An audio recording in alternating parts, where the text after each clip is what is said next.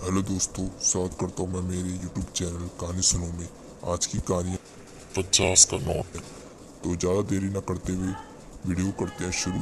आपको सिर्फ क्या करना है, लाइक शेयर एंड सब्सक्राइब कर देना है। तो चलो वीडियो करते हैं शुरू। 50 का नोट। एक व्यक्ति ऑफिस में देर रात तक काम करने के बाद थका हारा घर पहुंचा। दरवाजा खोलते ही उसने देखा कि उसका 5 वर्षीय बेटा सोने की बजाय उसका इंतजार कर रहा है। अंदर घूमते ही बेटे ने पूछा, पापा क्या मैं आपसे एक क्वेश्चन पूछ सकता हूँ? हाँ हाँ पूछो, क्या पूछना है? पिता ने कहा। बेटा बोलता है, पापा आप एक घंटे में कितना कमा लेते हैं? इससे तुम्हारा क्या लेना देना? तुम ऐसे बेकार के सवाल क्यों कर रहे हो? पिता ने झुलसते हुए उत्तर दिया।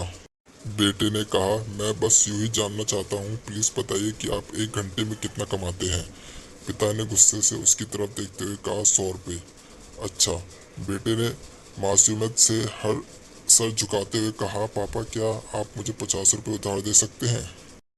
इतना सुनते ही वह व्यक्ति आग बबूला हो उठा। तो तुम इसलिए ये फालतू का सवाल कर रहे थे ताकि मुझसे पैसे लेकर तुम कोई बेकार का खिलौना या उटपटांग चीजें खरीद सको? चुपचाप अपने कमरे में जाओ और सो जाओ। सोचो तुम कितने सेल्फिश हो। मैं दिन रात मेहनत करके पैसा कमाता हूँ और तुम उसे बेकार ही चीजों में बर्बाद करना चाहते हो। यह सुन बेटे की आंखों में आंसू आ गए और वह अपने कमरे में चला गया।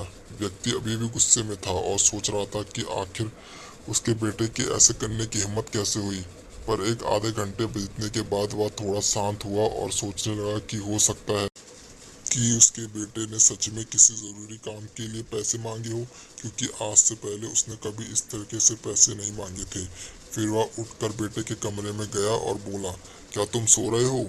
नहीं, जवाब में आया। मैं सोच रहा था कि शायद मैंने बेकार में ही तुम्हें डांट दिया। दरअसल दिन भर के काम से मैं बहुत थक गया था। व्यक्ति ने कहा, आई एम सॉरी। ये लो अपने 50 रुपये। ऐसे कहते हुए उसने अपने बेटे के हाथ में 50 की नोट रख दी। थैंक यू पापा, बेटे खुशी से पैसे लेते हुए कहा। और फिर वह तेजी से उठकर अपनी अलमारी की तरफ गया। वहां से अब उसने ढेर सारे सिक्के निकाले और धीरे धीरे उन्हें गिनने लगा। याद देख व्यक्ति फिर से क्रोधित होने लगा। जब तुम्हारे पास पहले से ही पैसे थे तो तुमने मुझसे और पैसे क्यों मांगे? क्योंकि मेरे पास पैसे कम थे, पर अब पूरे हैं, बेटे ने कहा। पापा अब मेरे पास 100 रुपये हैं। क्या मैं आपके एक घंटे खरीद सकता हूँ? प्लीज आप ये पैसे ले लीजिए और कल घर जल्दी आ जाइए।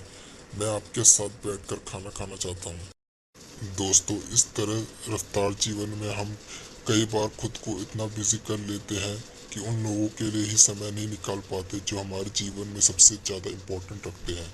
इसलिए हमें ध्यान रखना होगा कि इस तापी में भी हम लोग माँ बाप जीवन सभी बच्चों और अभिनव मित्रों के लिए समय निकाले, वरना एक दिन हमें भी एहसास होगा कि अपनी छोटी मोटी चीज़ें पाने के लिए कुछ बहुत बड़ा खो दिया।